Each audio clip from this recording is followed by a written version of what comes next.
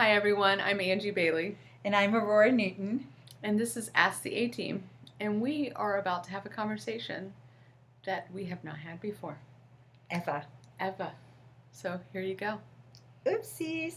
Because What are we talking about, Aurora? we're talking about sound, Mm, vibration, mm, the impact of sound. mm. So I shared that I just got back from a school, and at the school was this amazing teacher who talked about vibrations and sound and music and how it impacts the world. And some of you may have heard of, some different breakthrough things on healing that they've been doing with sound and sound therapy, and we have music therapy, and just all of those Yeah. things that are out there. And it's so true. My son, Matt, of course. Matt plays worship for the young adult group, but Matt actually tunes his guitar to the resonance or to the tuning, the frequency that was used back in biblical time that David used. So he actually So tunes there his really guitar. was a chord that David played that pleased the Lord. There really was. That was healing. Mm-hmm. That chased out demons from Saul. Mm-hmm. So we've been talking about this. Matt and I have been talking about this for a long time. So at this school, they actually showed how sound impacted fire. Like there were drums, and literally you could see the fire jumping from the drums. I was like so awestruck. You probably can YouTube this and look at sound sound experiments, and you can see those things. So it's really cool. Well, for me and for you, like, we just take those things and we just like, woohoo, Lord, give us What more does this revelation. mean? Yes. Yeah, take me to the next level with this. Well, we encounter all kinds of people in our life, and so sometimes I encounter people that when they speak, literally, their voice either draws me in or repels me. Oh, I didn't know. Love you so much. It's so funny because the person that you were just talking about in our last episode, when we were talking about showing up, the person that you talked about that was so touched about that, she shared with me after service one day. She said, your voice is so soothing, and it just really touched me in such a deep way that I cried.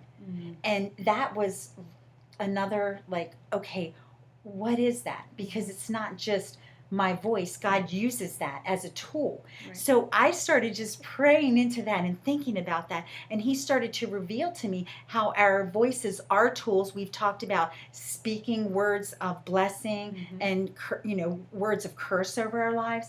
But then I started thinking about the sound and the tone and everything with people's voices. And he started showing me how those vibrations in those voices literally do carry positive or negative things. So sometimes we can see someone or we can know someone that, looks angelic or look, just so, they look so sweet, and even the words that they say want you to believe they're sweet, but the resonance in their voice can repel you. And what he was showing me is that there's a discord or a disconnect from their heart, the motivation of their heart to what's coming out. So that resonance, that discord is showing up in their voice. Is that crazy? Wow. It's crazy cool, right? Yes. So I'm going to press into this more, but this is just like a new revelation for me. And like I said, this has just been something, because I just got back from the school 2 weeks ago. So I've been praying into all of this. Right. And this is something that the Lord literally showed me 3 days ago. Yeah. When I encountered that with someone, I was like, why sometimes, do I really like that person and I'm drawn in? And why sometimes am I literally like, stay back? Right. And the Lord was showing me it's because those times that I'm drawn in, that person is operating out of love. So the resonance, the vibration coming out of them and in their voice, there's an accord. But when I'm repelled by them, there's a discord. Yeah. There's something off in the resonance of their voice. Wow, that's deep. And I even think of, like, they say that sound just goes on and on and on and on. It never stops. And I've always thought about